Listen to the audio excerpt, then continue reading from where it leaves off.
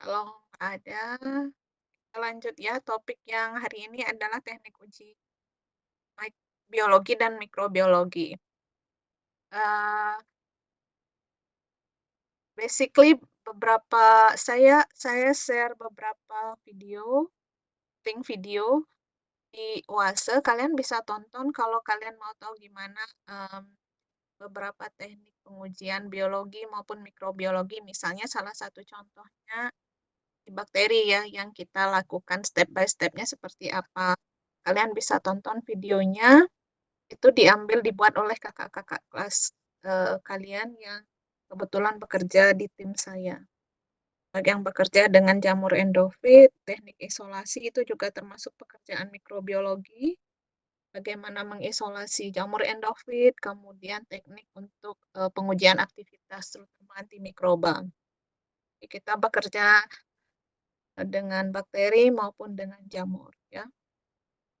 Eee, Pertanyaannya adalah kenapa sih kita perlu melakukan pengujian biologi atau mikrobiologi? Ya karena, kita bekerja dengan bahan alam sumbernya itu tidak hanya dari tanaman sekarang itu ya, tapi berkembang. Bisa, kita ambil mikroorganismenya dari tanaman atau dari sumber lain, jadi istilahnya kita ambil simbion. Simbion mikroorganisme yang hidup bersama host-nya, bisa host-nya tanaman atau, yang lain ya, misalnya kalau dari marine bisa marine vertebrate atau invertebrate gitu, atau kita bekerja dengan marine, organism. Jadi organisme yang diambil dari marine, bisa vertebrate, vertebrata, atau invertebrata. Dari sana kita dapatkan ekstraknya. Nah, karena kalau kita di farmasi targetnya adalah drug discovery ya kan, kita mau dari sumber bahan alam itu kita dapat sesuatu yang punya aktivitas gitu kan. Bisa ekstraknya yang dikembangkan, bisa senyawanya. Nah, ini salah satu contohnya. Suara saya kedengaran jelas kan ya? Kalau nggak jelas tolong bilang. Ini salah satu contohnya, senyawa. Mungkin kalian tahu kan antibiotik vancomycin. Vancomycin itu salah satu, antibiotik yang kita pakai masih secara luas meskipun ada misalnya seperti Enterococcus, eee, sudah ada yang mulai develop resisten terhadap vancomycin, tetapi, ini masih kita gunakan secara luas ya. Ini adalah salah satu contoh senyawa natural product, senyawa bahan alam yang diperoleh dari Streptomyces orientalis. Kemudian diisolasi senyawanya ternyata punya aktivitas, di bakteri kuat. Kita kenal sekarang vancomycin dipakai di pasar. Goal-nya tuh seperti ini gitu. Jadi untuk sampai dari kita, mengeksplorasi gitu ya, ini ini, dari sumber ini gitu ya, dari sumber, sumber senyawa bahan alam ini sampai ke kita dapatkan senyawa bahan alam ini tentu kita perlu teknik gimana cara kita untuk dapat senyawa yang aktif ya kan. Makanya di dalam proses ini kita perlu melakukan beberapa pengujian, pengujian biologis, mikrobiologis gitu ya. Sehingga yang kita dapat memang senyawa yang aktif. Misalnya kalau targetnya adalah antibakteri atau antimikroba. Jadi dari ekstrak, kita cek dulu aktivitas ekstraknya, punya aktivitas antimikroba atau tidak. Kemudian kita bisa memperluas screening aktivitas kita tidak hanya terbatas pada antimikroba, karena bisa aja ekstrak itu nggak aktif terhadap, sebagai antimikroba, atau terhadap, bakteri uji atau mikroba uji. Tetapi bisa jadi ekstrak itu punya aktivitas yang lain, misalnya sitotoksik, atau antioksidan, atau anti diabetes, atau anti kolesterol. Jadi, kalau kalau misalnya kalian riset, terus kalian ketemu ekstraknya nggak aktif pada, ujian aktivitas yang kalian pakai gitu kan, misalnya antimikroba, antibakteri, aktif, eee, jadi yang kalian lakukan sebenarnya, oke untuk satu riset kalian, kalian bisa laporkan ini tidak aktif di mikroba, tetapi bisa jadi kalau diuji pada activity yang lain dia bisa jadi aktif gitu. Jadi itu bukan Eee, ekstraknya terus dibuang, nggak begitu, tetapi kita sebenarnya yang bisa kita lakukan adalah kita perluas screening bioaktivitas kita. Tidak hanya ke antimikroba, tetapi activity yang lain. Bisa jadi aktif terhadap misalnya, sebagai anti kolesterol atau anti diabetes atau antioksidan, who knows gitu kan. Jadi sangat penting untuk punya, panel pengujian bioaktivitas itu yang luas gitu, tidak hanya menguji hanya satu antimikroba tetapi luas, bisa antiviral dan sebagainya, sehingga kita betul-betul dapatkan ekstrak yang, punya aktivitas. Mungkin tidak aktif, di satu, metode uji, tetapi aktif di tempat lain. Nah, dari ekstrak yang aktif itu terus, kita apakan, kita fraksinasi. Nah, selama proses fraksinasi ini karena tujuan kita adalah dapat senyawa aktif, maka kita lakukan teknik pengujian biologi atau mikrobiologi ini, ya. Kalau kita bekerja pada level ini, mungkin kalian bertanya teknik pengujian biologi itu kan ada in vivo, in vitro gitu kan, yang seperti apa yang baiknya kita pakai. Kalau kita targetnya adalah senyawa, maka yang ideal kita pakai sebenarnya adalah teknik yang, bisa memberikan kita informasi aktivitas senyawa itu secara cepat. Sehingga umumnya yang dipilih adalah teknik uji in vitro untuk pengujian biologisnya atau mikrobiologisnya.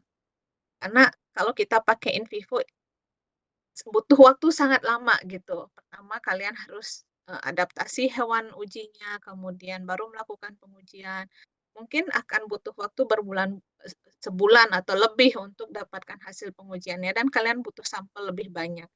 Padahal kalian harus, eee, keep sampel itu untuk dilanjutkan pada pekerjaan, kimianya gitu kan, untuk pemisahan, fraksinasi dan sebagainya. Sehingga biasanya kita akan lebih banyak bekerja dengan teknik uji in vitro selama proses ini.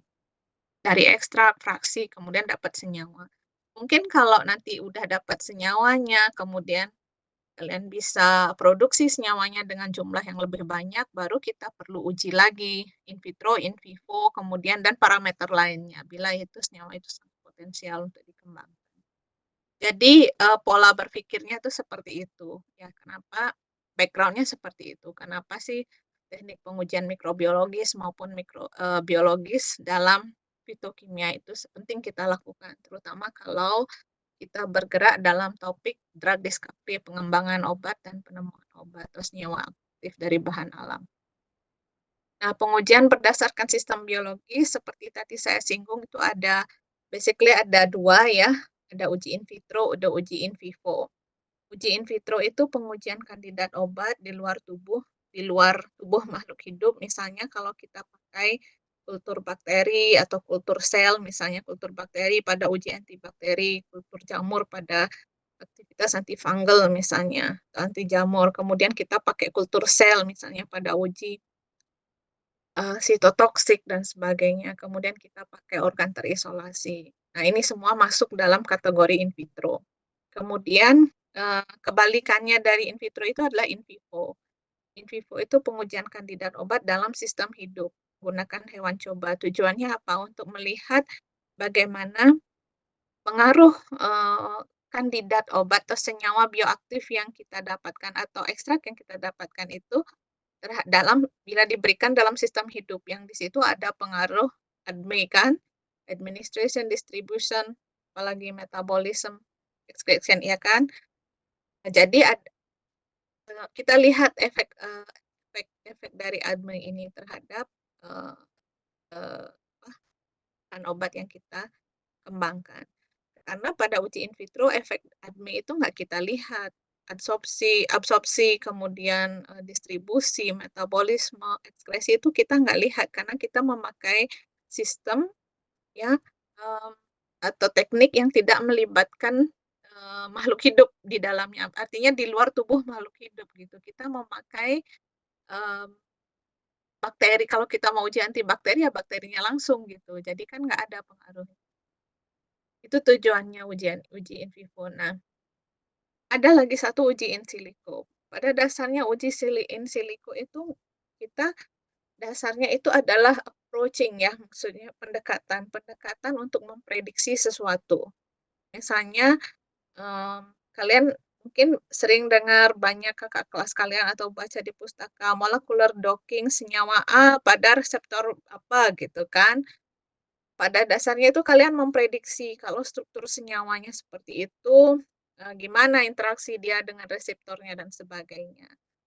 Apakah ini akan totally correct? Tentu ini perlu divalidasi. Jadi, kalau kimia komputasi itu kan masuk pendekatan in silico ya, mmm, bagaimanapun hasilnya itu perlu divalidasi, apa benar nggak dalam sistem hidup itu akan seperti prediksi, gitu. Kalau semua yang kita prediksi terus kita bilang, ini bagus, dan sebagainya, bahkan melebihi, obat yang ada sekarang, itu menurut saya terlalu berlebihan. Kalau gitu kenapa nggak senyawa itu menggantikan obat yang ada, kan pertanyaannya seperti itu. Jadi hati-hati menarik kesimpulan kalau Anda melakukan uji in silico gitu, dengan klaim yang Andi sebutkan. Karena bagaimanapun itu kan prediksi prediksi, sedangkan dalam sistem hidup, mmm, it prediksi itu perlu divalidasi gitu loh, entah dengan pengujian in vitro atau in vivo. Jadi tidak stand alone, tidak berdiri sendiri pengujian in silico. Kalau saran saya sih gitu, dan di sini pun seperti itu. Saya punya pengalaman di Jerman dan di US sekarang, jadi in silico tuh nggak berdiri sendiri, nggak ambil kesimpulan kuat langsung dari hasil uji in silico misalnya ya, tetapi itu perlu divalidasi, entah dengan lab, pengujian di lab, entah itu uji in vitro atau in vivo, baru kita tarik kesimpulan. Oke. Kalau ada pertanyaan silahkan ya, interrupt saya. Nah, pengujian biologis, tujuannya mengevaluasi aktivitas farmakologis atau kemanfaatan. Dalam tujuan mengevaluasi aktivitas farmakologis atau kemanfaatan, kita bisa pilih tujuan dari pengujian biologis ini. Yang pertama, misalnya ditujukan untuk screening atau eksplorasi bioaktivitas. Jadi kita mau, eee, misal nih kalau kalau dalam kerangka berpikir ini, kita ingin mencari senyawa antimikroba, saya bicara antimikroba aja yang lebih simpel, dan lebih sering kalian dengar, antibakteri gitu ya, antibakteri, eee, dari yang baru gitu loh, yang baru misalnya. Nah, kita bisa screening dari, kalau Anda bekerja dengan tanaman, tanaman apa aja nih yang secara etnomedicine dipakai untuk, apa, menyembuhkan penyakit-penyakit yang kemungkinan berhubungan dengan infeksi bakteri gitu ya. Kalian bisa screening tuh tanamannya, kalian buat ekstraknya skala kecil aja dulu, kemudian kalian cek bioaktivitas dari masing-masing ekstrak itu. Apa bedanya dengan screening dengan high throughput screening atau HTS? Kalau kita screening, kita yang pertama kita perhatikan kita memilih metode. Kita dalam high throughput screening kita pilih metode pengujian bioaktivitas yang memungkinkan kita menguji, banyak sampel dalam tanda petik jumlahnya ya, sampel dalam dalam jumlah banyak misalnya 100 sampel atau 1000 sampel, dan jumlah sampel yang kita perlukan untuk tiap sampel itu sedikit. Itu namanya high throughput screening, ya. Misalnya kalau uji antibakteri salah satu metodenya ya contohnya ya paling sederhana kita bisa pakai dilusi, teknik teknik dilusi, ujian dilusi dengan teknik, mikrodilusi menggunakan microwell yang memungkinkan kita menguji sampel tuh dalam jumlah banyak. Jadi satu well mungkin kita bisa pakai untuk 3 atau 4 sampel. Jadi itu akan memudahkan kita untuk bekerja, atau di lab-lab yang lebih canggih mereka bisa pakai teknik yang lebih, advance, ya memakai enzim dan sebagainya itu lebih cepat gitu. Kemudian, yang kedua adalah memantau aktivitas selama proses isolasi senyawa atau bioaksi guided isolation. Pada dasarnya ini sama. Untuk untuk tujuan ini biasanya kita akan memilih metode yang kita bisa dapatkan hasilnya cepat dan perlu sampelnya sedikit, karena kan kita nggak mau kehilangan banyak sampel selama proses pengujian bioaktivitas kan, karena tujuan kita misalnya dapat senyawa, memisahkan senyawa untuk dapat senyawa bioaktifnya. Jadi kita akan pilih teknik yang mungkin kita sudah pakai di high throughput screening. Kemudian, pengujian biologis ini juga kita bisa pakai untuk menguji aktivitas ekstrak atau bahan baku untuk pengembangan OHT dan fitofarmaka. Jadi, kalau dalam konteks ini mungkin Anda bisa lakukan 2 metode, in vivo dan in vitro, nggak hanya in vivo aja. Karena kalau yang dikembangkan ekstraknya, kemudian, ya alangkah baiknya sesuai dengan guideline untuk pengembangan fitofarmaka, ya Anda dapatkan kedua datanya, in vitro dan in vivo. Kemudian pemilihan metode in vitro dan in vivo tergantung dari tujuan pengujian. Misalnya kalau tujuannya adalah high throughput screening, screening sampel dalam jumlah banyak dan kita perlu hasil cepat, maka kita akan pilih metode yang cepat, yang bisa diaplikasikan pada banyak sampel, mudah dilakukan, low cost ya, biayanya rendah, dan dapat dikerjakan dengan jumlah sampel yang minimum. Misalnya untuk satu pengujian Anda cuma perlu sampel 1 miligram atau 2 miligram. Nah, yang kita mau biasanya kalau untuk tujuannya adalah high throughput screening. Karena kan kita nggak mau keluar uang banyak kan, untuk sesuatu yang tidak pasti, itu prinsipnya. Kemudian, metode yang kita pilih biasanya untuk tujuan high throughput screening ini adalah metode uji in vitro. Karena in vivo seperti saya jelaskan tadi, Anda perlu waktu lama, terus hewan uji itu Anda mesti pelihara setiap hari, maintenance setiap hari, dan Anda butuh waktu untuk aklimatisasi dan sebagainya, dan mahal juga kan. Jadi, makanya kalau untuk tujuan high throughput screening nggak banyak kita pakai, biasanya tidak kita pakai. Tapi teknik uji ini biasanya kita pakai kalau misalnya kita mau gunakan untuk pengembangan bahan baku untuk OHT atau fitofarmaka, atau kita udah dapat sediaan, senyawa aktifnya, terus kita kan harus uji di in vitronya kita sudah ada, maka uji in vivonya juga harus ada kan untuk mengetahui bagaimana farmakokinetiknya, farmakodinamiknya, dan sebagainya. Nah, hasil uji in vivo pada hewan uji yang digunakan itu biasanya adalah mencit, tikus, hamster, kelinci, dan lain-lain. Jadi biasanya kita pilih tergantung dari berapa banyak eee, senyawa atau berapa jumlah senyawa yang kita mau berikan gitu ya. Jadi, dan tekniknya, cara pemberiannya apakah oral kah atau yang lain, dan seberapa banyak Eee, cairan biologis yang kita butuhkan untuk, menilai parameter yang kita targetkan untuk kita periksa sebagai, eee, parameter pada uji bioaktivitas itu. Maka kalau kita perlu perlu misalnya darahnya dalam jumlah banyak, kita bisa pakai tikus, eee eee, apa, daripada mencit ya, karena mencit kan Anda dapatnya misalnya lebih sedikit. Kalau Anda butuh yang lebih banyak, Anda bisa pakai tikus, atau pakai hamster, atau pakai kelinci. Jadi, itu pertimbangannya. Kemudian pengujian biologis selain untuk melihat kemanfaatan atau aktivitas, kita juga pakai untuk mengevaluasi keamanan atau potensi toksisitas senyawa. Nah, untuk, tujuan ini Anda mengenal ada namanya toksisitas akut, kemudian ada namanya toksisitas subkronis, kemudian ada namanya toksisitas kronis. Nah, yang namanya toksisitas akut itu adalah toksisitas yang terjadi atau gejala toksik yang Anda amati yang terjadi pada satu kali atau beberapa kali pemberian suatu senyawa dalam jangka waktu 24 jam. Nah, akut ini keywords akut ini berhubungan dengan lama pengujian itu dilakukan atau lama pemberian senyawa itu. Jadi rentang waktunya adalah 24 jam. Kalau lebih dari 24 jam itu namanya bukan toksisitas akut lagi, ya. Jadi pemberian senyawa itu hanya dalam waktu 24 jam.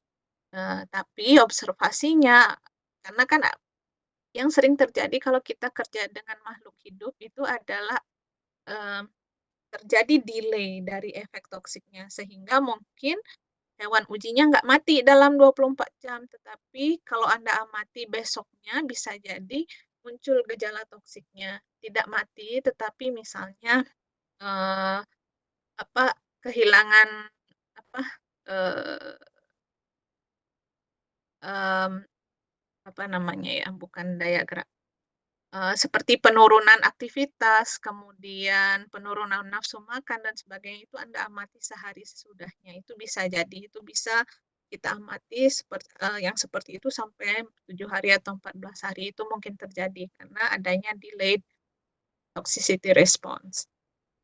Nah, data yang diperoleh biasanya pada uji toksisitas akut adalah kita dapat informasi adanya efek beracun suatu senyawa, kemudian membantu menentukan dosis untuk senyawa baru, membantu penentuan dosis pada hewan coba, dan parameter penting yang kita peroleh di sini adalah LD50. Kita lihat berapa banyak hewan uji yang mati setelah pemberian dosis besar dalam satu kali atau beberapa kali pemberian senyawa itu dalam 24 jam. Nah, LD50 inilah yang nanti akan jadi patokan, apakah mengkategorikan apakah senyawa ini atau bahan obat yang kita kembangkan ini punya efek toksik, eee, non toksik dan sebagainya. Jadi kita biasanya ikuti kalau pada hewan uji mencit, kita ikuti klasifikasi toksisitas relatif pada hewan coba ini menurut buku ini. Anda bisa refer ke referensi yang lain, tapi paling tidak kalau Anda, mengkategorikan toksisitas, terutama dari hasil pengujian toksisitas akut suatu senyawa pada hewan coba, Anda perhatikan apakah, parameternya sudah, eee, mengacu pada LD50 sesuai hewan coba yang digunakan, atau tidak gitu. Kalau tidak ada di satu referensi, Anda bisa cari referensi, yang lain sebagai pembanding. Sebagai contoh misalnya bila LD50 mencit itu kurang dari 2 miligram per kilogram berat badan, maka ini masuk kategori extremely toxic. Jadi nanti therapeutic window-nya akan kecil sekali. Itu implikasinya ya. Kemudian kalau 2 sampai 100 miligram itu masuk highly toxic. Kalau yang masuk practically non toxic itu kalau diberikan 10 sampai 30 gram per kilogram berat badan, besar sekali kan. Jadi, inilah yang kita pakai sebagai acuan untuk menilai toksisitas relatif, hewan coba berdasarkan kalau kita pakai mencit ya, ini panduannya, mmm, dengan melihat dari hasil pengujian toksisitas akut, ya. Kemudian toksisitas subkronik, kita menilai uji ketoksikan suatu senyawa dengan pemberian dosis berulang pada hewan uji selama kurang dari 3 bulan. Jadi idealnya, eee, berapa bulan kita lakukan atau berapa lama kita lakukan pengujian toksisitas subkronik, kita lakukan idealnya dengan melihat masa hidup dari hewan. Biasanya kita lakukan pengujian ini kurang lebih 10% dari masa hidup hewan coba. Misalnya kalau tikus itu, eee, masa hidupnya sekitar berapa bulan ini ya, 30 bulan ya, sekitar 30 bulan, ya sekitar hampir 2 sampai 3 tahun, kita biasanya pakai untuk tikus, jangka waktu pengujian subkroniknya 3 bulan. Kalau anjing kita pakai 1 sampai 2 tahun untuk, toksisitas subkroniknya. Tetapi biasanya akan kembali lagi ya, karena pengujian ini kan melewatkan hewan coba dan hewan coba itu yang artinya di-breeding dengan cara yang benar, yang memang dipakai untuk tujuan ilmiah itu cukup mahal harganya, biasanya akan disesuaikan lagi dengan budget. Tapi seharusnya kalau dilakukan untuk dapatkan data yang valid, harus dilakukan paling enggak mengikuti aturan ini, 10% dari masa hidup hewan coba, regardless kalau penelitian misalnya dana penelitian terbatas gitu ya, tetapi kalau misal Anda penelitian untuk penemuan obat baru, ya ini nggak bisa ditawar. Kalau misalnya, eee, uji toksisitas subkronik ya harus dilakukan sedetail mungkin. Kemudian pemberian, SAT selama 14 sampai 28 hari biasanya ya, meskipun observasinya kita bisa lakukan sampai 10% dari masa hidup hewan, sebaiknya dilakukan seperti itu. Zat yang diuji harus diberikan lewat jalur yang sama dengan pemberian pada manusia. Misalnya kalau pada manusia targetnya oral, maka pada saat pengujian toksisitas subkronik ya harus oral, gitu. Sehingga nanti hasilnya bisa dikomparasi, hasilnya bisa diekstrapolasi gitu loh. kalau di hewan coba seperti ini, kalau di manusia gimana, sehingga kita dapat gambaran kemungkinan, apa, efek yang timbul selama pemakaian obat ini dalam dosis berulang itu pada hewan coba seperti apa. Jadi kita bisa punya gambaran nanti kalau pada manusia mungkin efek yang ini akan muncul gitu. Nah, mengungkapkan spektrum, efek toksik senyawa uji serta memperlihatkan apakah spektrum efek toksik itu berkaitan dengan takaran dosis. Makanya biasanya untuk toksisitas subkronis itu kita lakukan di beberapa dosis ya, bisa 3 sampai 5 atau lebih, tingkatan dosis. Biasanya kita lihat pertama yang dilakukan kalau evaluasi keamanan itu uji toksisitas akut. Itu yang pertama kita lihat, sehingga kita tahu dosis terbesar yang memberikan efek toksik dalam sehari itu tuh berapa sih, gitu. Dari sana baru kita tentukan berapa dosis kira-kira kita bisa pakai untuk uji toksisitas subkronik.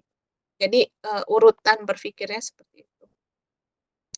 Kemudian, setelah kita dapat data subkronis, baru kita lakukan pengujian toksisitas kronis dan ini biasanya kita lakukan dalam jangka waktu yang jauh lebih lama, bisa 2 kali lipat dari, jangka waktu untuk pengujian subkronis. Nah, ini beberapa parameter yang diperiksa biasanya pada uji kronis, subkronis ya, untuk mengevaluasi fungsi hati ya, SGPT, SGOT-nya, kemudian bone clearance creatinine untuk ginjal.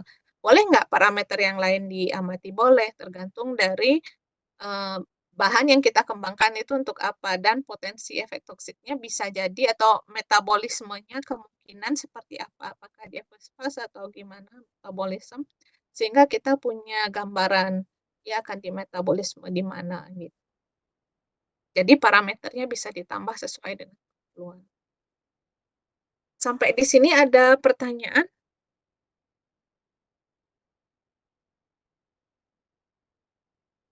Bila tidak saya lanjut ke teknik uji mikrobiologi, kita bisa pakai teknik pengujian mikrobiologi, eee paling tidak biasanya kita pakai untuk pengujian satu menilai aktivitas, eee, suatu antimikroba, suatu senyawa terhadap mikroba-mikroba patogen, misalnya bakteri, kemudian jamur atau parasit yang lain atau protozoa yang lain. Yang kedua, kita bisa pakai untuk mengevaluasi, ada tidaknya cemaran mikroba. Misalnya kalau Anda buat jamu atau sediaan farmasi atau, makanan dan sebagainya nutraceutical, biasanya kita pakai untuk uji ada tidaknya cemaran mikroba. Kita lihat, eee, ALT-nya, angka lempeng totalnya untuk melihat ada tidaknya Eee, cemaran bakteri atau coliformnya, kemudian kita lihat juga angka kapang kamir untuk melihat ada tidaknya cemaran kapang atau kamir atau jamur. Nah, untuk teknik uji mikrobiologi apa step penting yang harus kita lakukan? Karena kita akan menguji misalnya baik itu tujuannya untuk melihat aktivitas suatu senyawa atau suatu bahan uji terhadap mikroba tertentu gitu ya, atau menilai ada tidaknya kontaminan dari mikroba, bakteri, atau jamur, maka tahap penting yang kita perlu lakukan pertama kali sebelum melakukan pengujian itu adalah melakukan sterilisasi. Semua peralatan yang digunakan harus steril. Tujuannya apa? Untuk memastikan bahwa kontaminan itu tidak datang dari alat yang kita pakai, kan. Nah, sterilisasi itu adalah upaya untuk organisme termasuk dalam bentuk spora. Istilah yang sangat dekat dengan sterilisasi adalah disinfeksi, proses untuk merusak mikroorganisme yang patogen, namun tidak mengeliminasi dalam bentuk spora. Itu bedanya dengan sterilisasi. Basically sama, tetapi hanya, apa ya, disinfeksi itu seperti hanya untuk permukaan gitu ya. Kalau sterilisasi kita membunuh sampai yang bentuknya spora, misalnya kalau pada jamur atau pada bakteri-bakteri.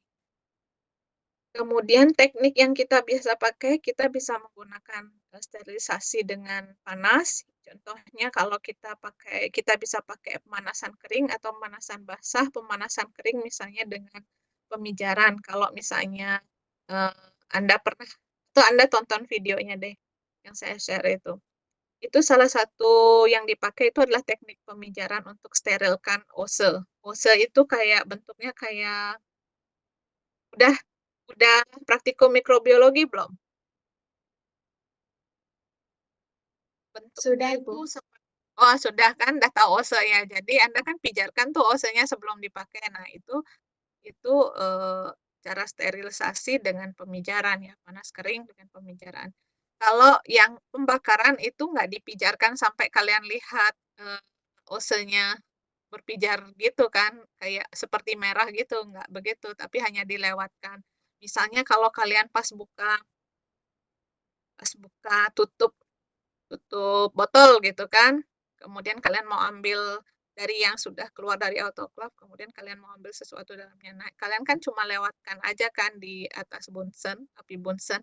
Nah, itu merupakan teknik, pembakaran, jadi nggak sampai dipijarkan. Kemudian hot air oven kalau kalian pakai biasanya untuk sterilisasi alat gelas, kita biasanya pakai 160 sampai 180 derajat, 1,5 sampai 3 jam. Atau bisa juga kita pakai insenerator, biasanya kita pakai insenerator itu untuk, pemusnahan. Misalnya pemusnahan Pemusnahan, bahan-bahan yang kita gunakan untuk pengujian mikroorganisme dan di situ ada mikroorganisme patogen dan itu kan kita harus musnahkan sebelum kita buang ke tempat sampah. Hasil akhirnya itu bisa debu atau abu atau debu gitu. Jadi itu yang biasanya kita lakukan. Kemudian, nah ini insenerator ini destruktif. Biasanya kita pakai untuk memang kepentingannya adalah untuk destruksi. Udah sesuatu yang nggak kita pakai dan itu punya, resiko berbahaya untuk lingkungan, baik biotik maupun abiotik, maka kita musnahkan dengan insinerator. Kemudian, pemanasan basah Anda bisa pakai autoklaf. Udah tahu autoklaf kan ya? Kalau nggak tahu autoklaf nanti datang ke lab yang kan ada di farmasi yang mikrobiologi. Nah, Anda lihat itu ada autoklaf.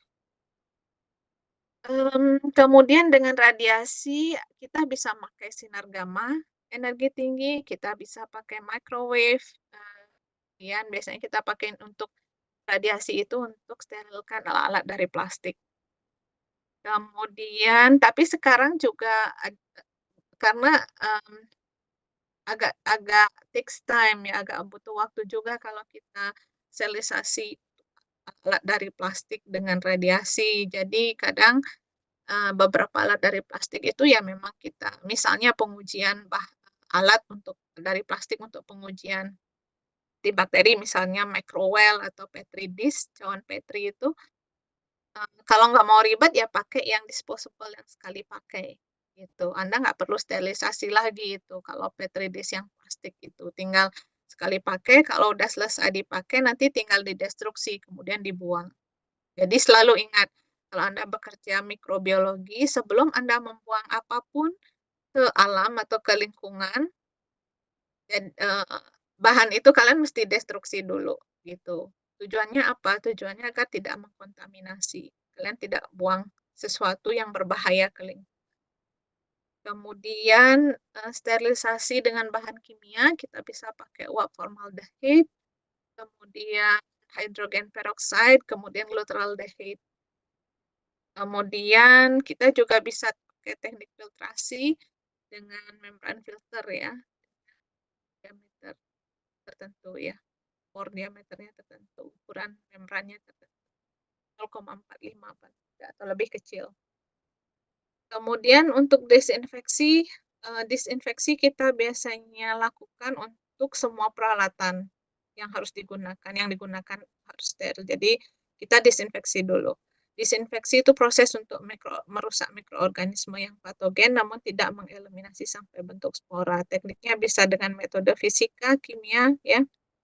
Fisika misalnya dengan merebus pada suhu 100 kemudian derajat Celcius selama 15 menit biasanya kita pakai untuk membunuh bakteri vegetatif, kemudian bisa juga kalau untuk makanan kita pakai pasteurisasi, kemudian, dengan UV, radiasi non-ionisasi dengan UV pada panjang gelombang, yang panjang dengan low energi. Misalnya teknik ini, disinfeksi dengan UV kita pakai untuk, eee disinfeksi atau untuk membersihkan LAF, laminar airflow. Kalian tahu kan laminar airflow itu kotak chamber yang kalian pakai untuk kerja steril, ya. Mungkin ada yang hanya kotak aja, aseptic chamber, atau ada juga yang ada HEPA filternya di situ, LAF. Jadi sebelum bekerja, biasanya kita harus bersihkan dulu, bisa dengan metode kimia dulu, kita pakai di-wipe, apa sih, dibersihkan dengan alkohol 70%, kemudian baru nyalakan, setelah kemudian dibersihkan, baru dinyalakan di lampu UV-nya untuk, eee, totally membunuh semua, organisme yang bersifat patogen, gitu. Nah, Anda nanti pelajari kenapa sih yang dipakai alkohol 70% untuk metode kimia, desinfeksi kimia, kenapa nggak pakai metanol 96%. Anda akan dapat jawabannya dengan mudah.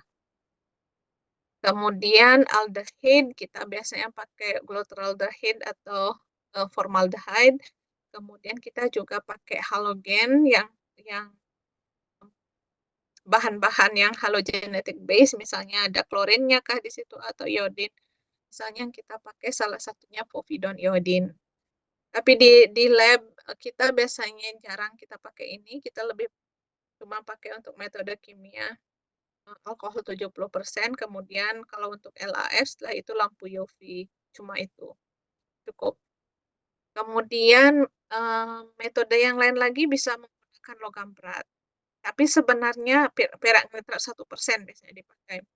Tapi metode ini jadi metode pilihan terakhir ya, yang jadi kita dalam pekerjaan lab work secara umum, kita nggak akan pakai perak nitrat, karena apa? Karena toksisitasnya kalau, ke lingkungan, kemudian, toksisitasnya ke manusia dan ke lingkungan. Jadi ini kita biasanya, tidak akan pakai perak nitrat 1%, mungkin hanya butuh dilakukan hanya untuk case-case yang sangat, emergensi dan sangat, eee, menjadi concern yang sangat tinggi gitu, mungkin baru dipakai, tapi dalam kondisi normal laboratorium biasanya kita 1%. Ini adalah teknik aseptik, teknik usaha untuk menjaga lingkungan kerja agar terbebas dari kontaminan. Jadi pada saat Anda melakukan pengujian mikrobiologi, Anda bekerja dengan alat-alat yang sudah disterilkan, tempat kerja Anda juga steril, dan itu apa yang Anda lakukan itu Anda lakukan dalam aseptic chamber atau LAF. Nah, teknik pekerjaan ini, prosedur ini dinamakan prosedur aseptis. Jadi selama proses bekerja Anda lakukan secara aseptis.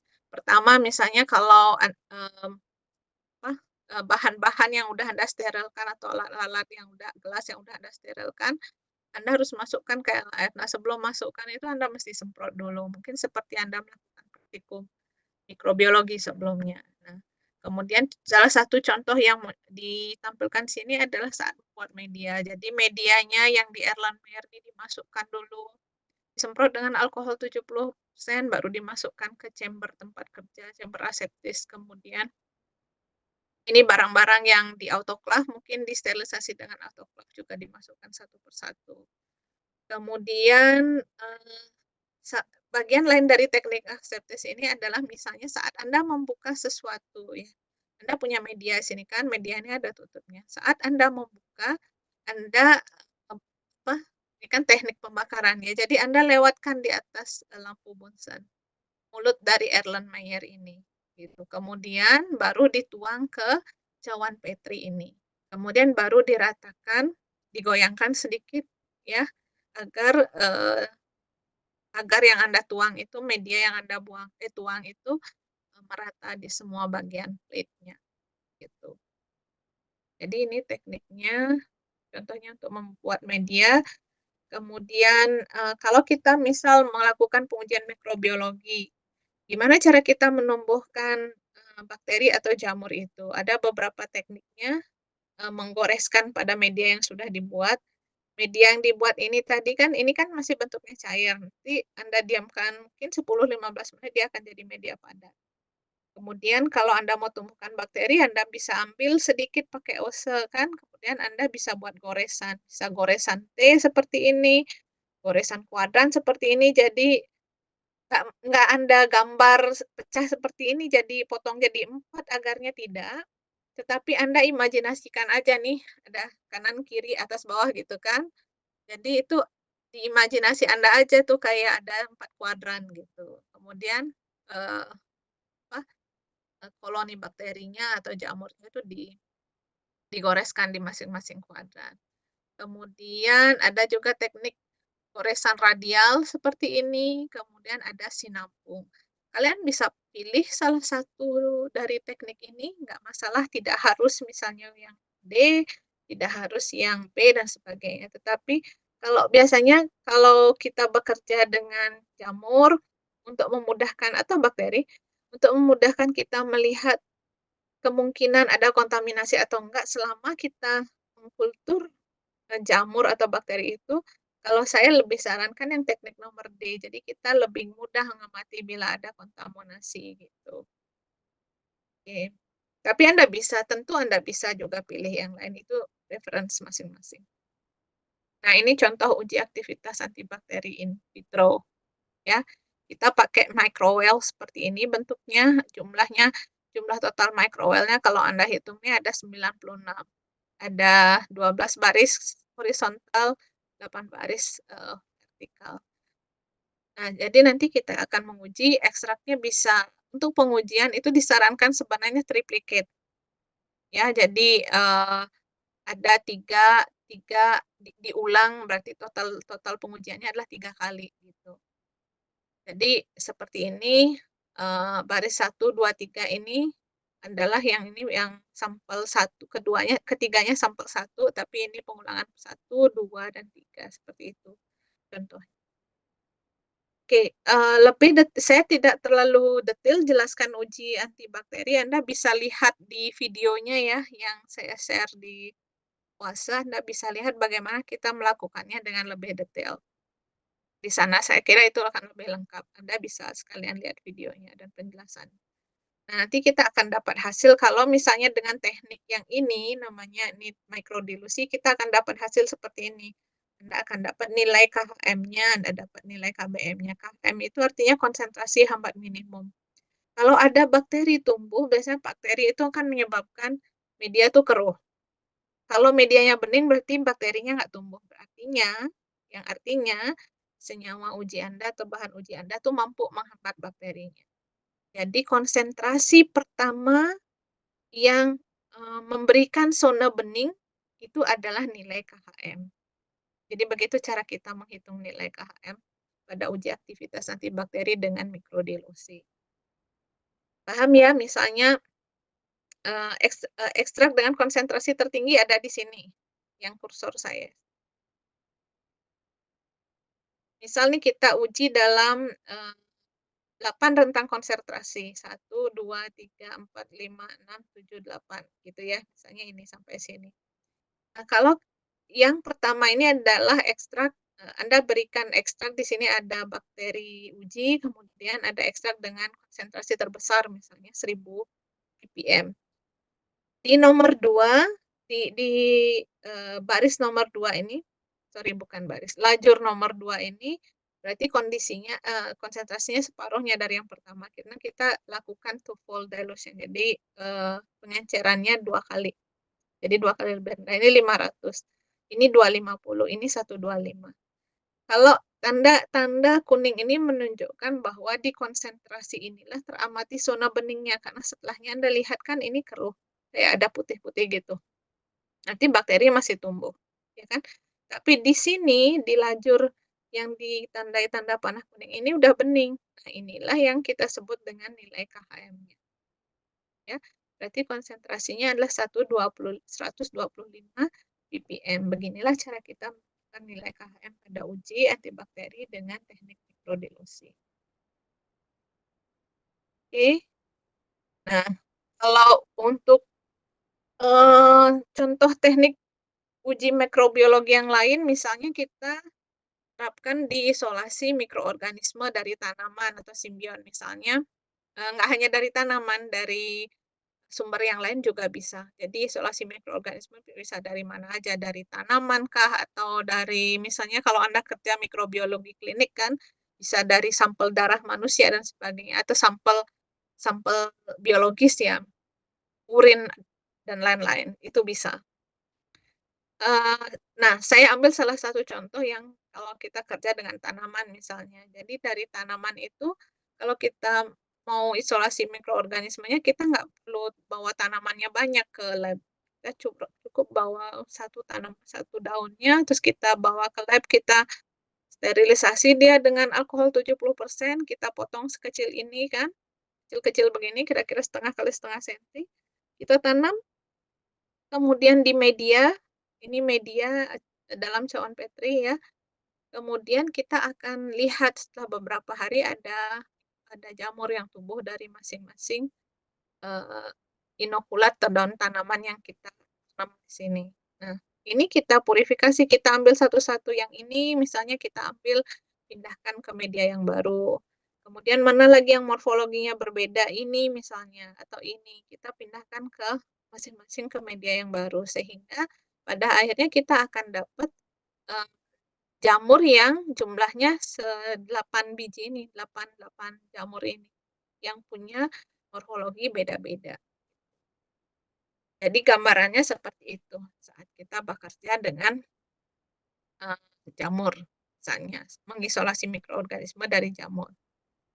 Nah, ini contohnya. Terus jamurnya kita apakan? Ini jamur ini apa? Sama seperti tanaman, Anda perlu identifikasi jamurnya. Jadi kita identifikasi nanti jamurnya satu-satu dengan, pengamatan secara morfologi, kemudian mikroskopi gitu, kita temukan seperti ini, akhirnya dari mikroskopi kita berkesimpulan ini penicillium karena kita temukan ciri-ciri khasnya penicillium di bawah mikroskop. Nah, untuk meyakinkan kita perlu uji misalnya dengan, eee, identifikasi molekuler lagi dengan PCR ya, diekstraksi DNA-nya, kemudian kita sequencing, dapat informasi spesiesnya apa. Jadi kalau mikroorganisme tahap bekerjanya seperti itu. Nah, ini contohnya.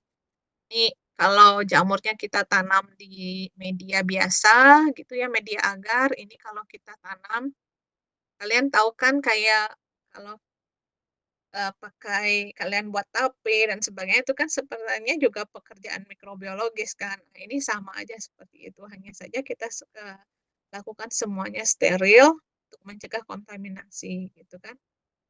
Kemudian setelah kita fermentasi, sama seperti kalau orang fermentasi gitu ya, kita tumbuhkan jamurnya di media beras yang kita pakai, kita bisa juga pakai media yang lain, kemudian kita ekstraksi, terus kita dapatkan ekstraknya. Jadi seperti ini, contoh pekerjaan, mikrobiologis, misalnya dalam kaitannya untuk drug discovery, untuk dapatkan senyawa metabolit sekunder.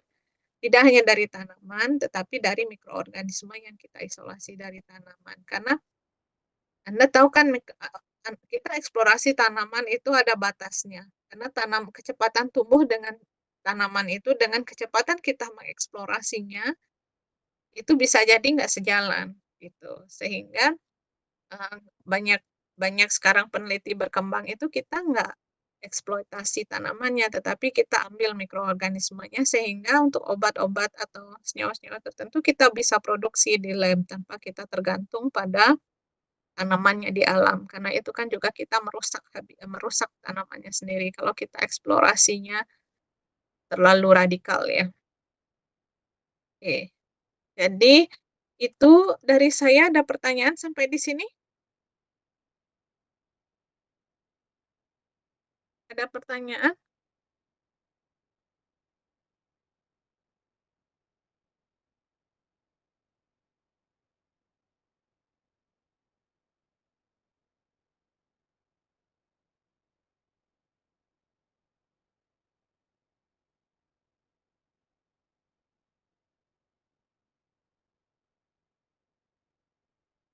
Tidak ada pertanyaan?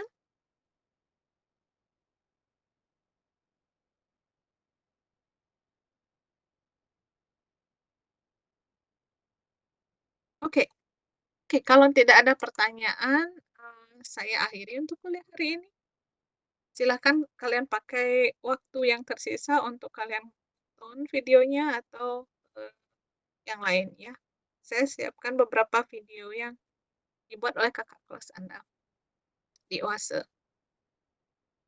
Kemudian ujian Anda bisa lihat tampilannya udah di Oase, eee, kalian memilih waktu ujiannya besok ya, jadi silakan dicek. Kalau belum muncul di screen kalian nanti tolong kormanya info saya, tapi seharusnya sudah muncul di screen kalian, sudah terlihat di screen kalian.